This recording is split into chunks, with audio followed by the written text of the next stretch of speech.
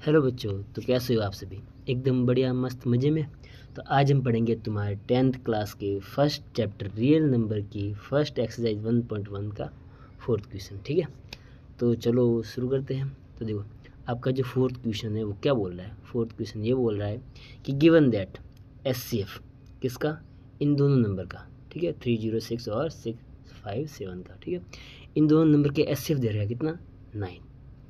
SCF तुमको दे रखा है, निकालना क्या है, एलसीएम फाइंड करना है। ठीक है, इन्हीं दोनों नंबर का। ठीक है, तो हम क्या कर सकते हैं, वैसे हम निकाल सकते हैं एलसीएम और या फिर एससीएफ कोई भी हो, प्राइम फैक्टराइजेशन मेथड से निकाल सकते हैं। ठीक है, पर जब भी तुमको वो दोनों नंबर दे रखे हो और एलसीएम या एससीएफ में से एक चीज़ दे रखी हो, तो हम एक फॉर्मूले से भी निकाल सकते हैं इसको। कौन सा फॉर्मूला? फिर ये फार्मूला तुमको याद रखना है। ठीक है, तुम्हारी बुक में भी ये है, फार्मूला है ये। देखो क्या है फार्मूला, है एलसीएम इंटू एससीएफ। किसका एलसीएम इंटू एससीएफ? उन्हीं दोनों नंबर का। ठीक है, एलसीएम इंटू एससीएफ किसके बराबर आता है, product of two number. Product of two मतलब नंबर, मतलब वही दोनों नंबर, उन्हीं दोनों नंबर का मल्टीप्लाई। इसकी जगह पर ए इंटू बी भी लिखा होता है। ए इंटू बी क्या, वही नंबर। ठीक है, नंबर हमारे यहाँ पर कौन से, ये वाले नंबर है, बस समझे, ये नंबर है। ठीक है, तो इन्हीं दोनों नंबर के मल्टीप्लाई के बराबर क्या आएगा, एलसीएम और एससीएफ का मल्टीप्लाई आएगा। ठीक है, तो ये फॉर्मूला तुमको क्या रखना है, याद रखना है। बात समझ भाई?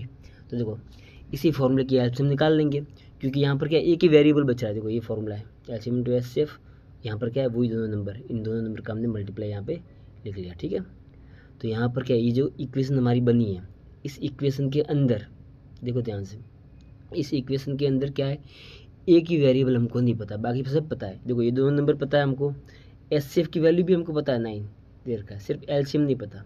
जब किसी भी एक इक्वेशन के अंदर सिर्फ एक वेरिएबल हमको नहीं पता होता, तो हम उसकी वैल्यू निकाल सकते, उसको अकेला रखते उस तरफ, बाकी सबको भगा देते दूसरी तरफ, इक्वल के दूसरी साइड ले जाते, तो उससे हमको क्या मिल जाता है, उस वेरिएबल की वैल्यू मिल जाती है। ठीक है, तो हमको एलसीएम मिल जाएगा। कैसे मिलेगा, एससीएफ यहाँ पर कैसे, मल्टीप्लाई में, उधर जाएगा तो डिवाइड में हो जाएगा, तो देखो उधर लेगा इसको तो डिवाइड में आ गया। ठीक है, और एससीएफ की वैल्यू हमको पता है कितनी है, 9, तो यहाँ पर रख दिया इसकी जगह पर 9।